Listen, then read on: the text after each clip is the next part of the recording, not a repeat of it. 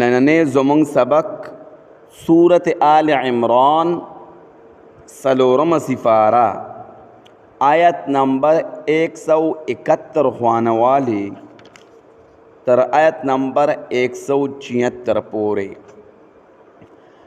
اعوذ باللہ من الشیطان الرجیم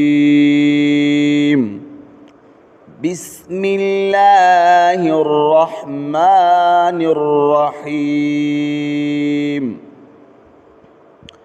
سبحانك لا علم لنا إلا ما علمتنا إنك أنت العليم الحكيم يستبشرون بنعمة من الله وفضل وأن الله لا يضيع أجر المؤمنين.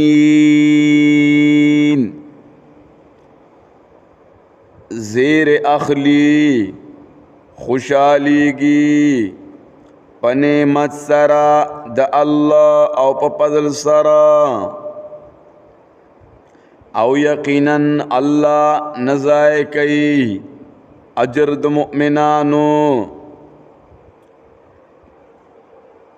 الذين استجابوا لله والرسول من بعد ما أصابهم القرح آغا کسان چې قبول والیو کو د حکم د الله او د پیغمبر د الله پس داغنا چورسیدل دیت زخمنا. للذین احسنوا منهم واتقوا اجر عظیم. د پاره دا کسانو چاغی بیان د توحید کړه دے د دینا او ځان ساتل دے د مناهیونا اجر لوی دے. مناهیو ان د کم کار نه چې شریعت منع فرمایلی وی منع کړی وی. الذين قال لهم الناس إن الناس قد جمعوا لكم فاخشوهم فزادهم إيمانا. آغا کسان چې ویل دیتا آغا کسان چې اویل دیتا خلقو یقینا خلقو تحقیق سره اتفاق کړه د ستاسو خلاف نو ویریږئ د اغینا نخکارای کو اغیلر اثر د ایمان.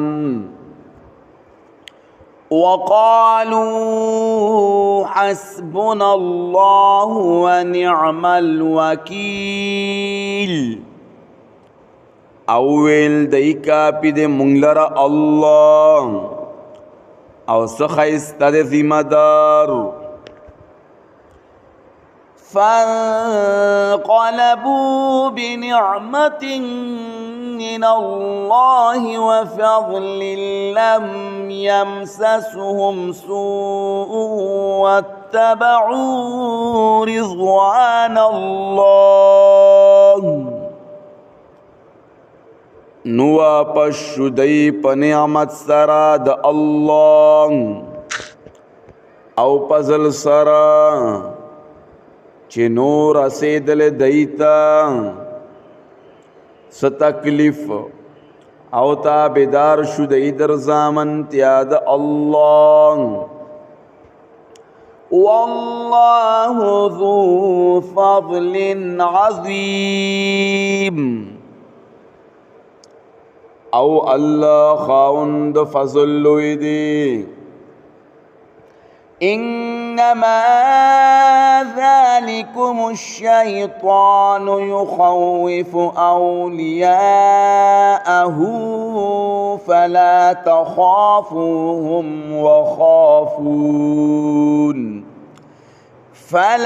تخافوهم وخافون إن كنتم مؤمنين.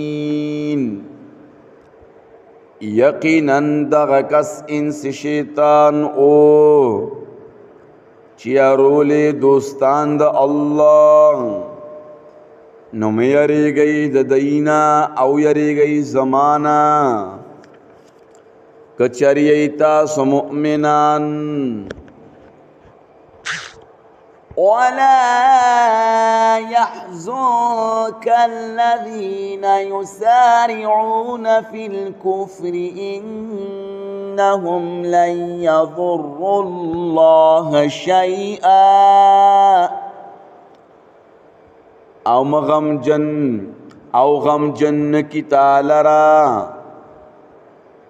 غمجن کی تالرا آغا کسان چی تلوار کئی پکار د کپر کی یقیناً دی چر ضرر نشی رسول اللہ تشت ضربر.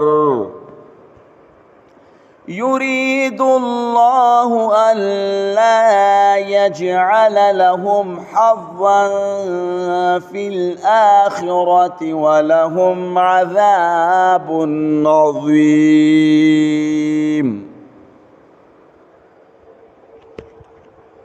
اراده کوي الله چون ګرځي دیلر اسد ثواب په آخرت کې او دیلر عذاب لوی دی.